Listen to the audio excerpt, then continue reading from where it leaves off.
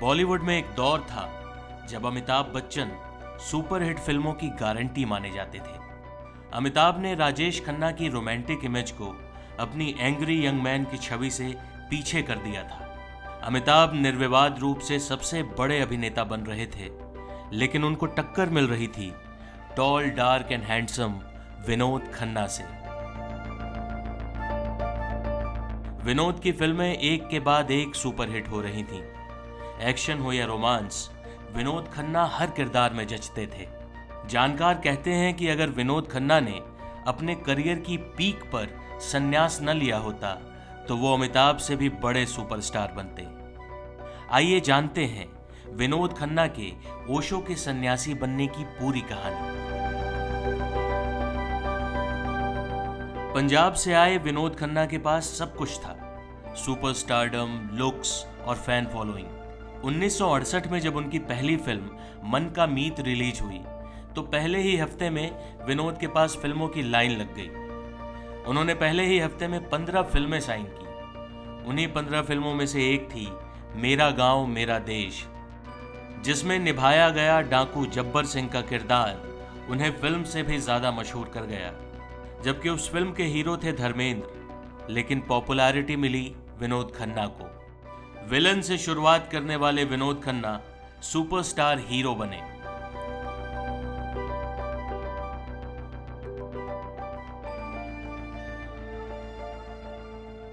सब कुछ तो था विनोद खन्ना के पास, एक सुंदर सा परिवार और सक्सेस, लेकिन कुछ था जिसकी उनको तलाश थी। यही तलाश उनको लेकर गई आध्यात्मिक गुरु आचार्य रजनीश उर्फ ओशो के पास।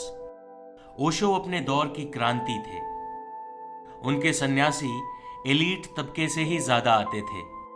विनोद खन्ना तो ओशो से इतने प्रभावित हुए कि दिसंबर 1975 में उन्होंने ओशो से सन्यास ही ग्रहण कर लिया।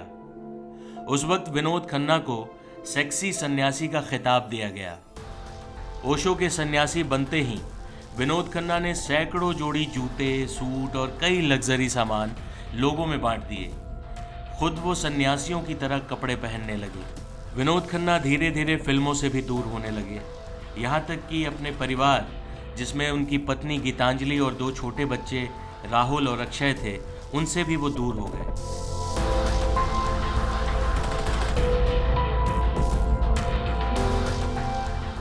ओशो जब अमेरिका के ओरेगॉन में अपना आश्रम बनाने गए तो विनोद खन्ना भी उनके साथ गए। यहाँ उन्होंने गार्डनर यानी माली का काम किया। कभी थालियां धोई तो कभी बर्तन साफ किए। ये सब वो सुपरस्टार कर रहा था जिसके आगे पीछे लोगों की लाइन लगी रहती थी।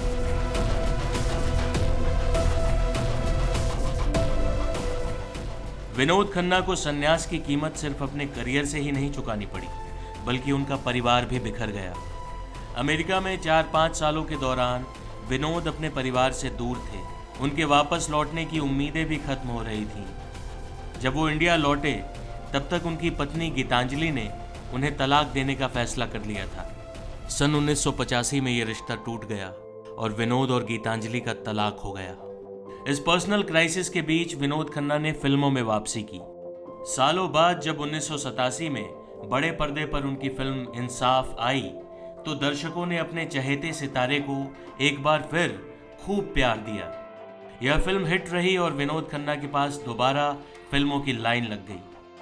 लेकिन इस दौरान अमिताभ बच्चन उनसे काफी आगे निकल चुके थे। 1990 में विनोद खन्ना ने दोबारा शादी की, उनसे उम्र में काफी छोटी कविता से। कविता विनोद के आखिरी वक्त तक उनके साथ रही। विनोद खन्ना जिंदगी भर ओशो की दी हुई माला पहनते रहे, उन्हें मोहब्बत से याद करते रहे। विनोद खन्ना को संन्यास लेने का अफसोस नहीं था, उनके फैंस को भले ही हो। फिल्मों के बाद विनोद राजनीति में भी आए और बीजेपी की टिकट पर पंजाब के गुरदासपुर से सांसद भी बने। वो अटल बिहारी वाजपेयी की सरकार में मंत्री भी थे। 27 अप्रैल 2017 को विनोद खन्ना ने इस दुनिया को अलविदा कह दिया। तो ये थी सुपरस्टार विनोद खन्ना के सन्यासी बनने की पूरी कहानी। टाइम्स नाउ नवभारत डिजिटल की रिपोर्ट।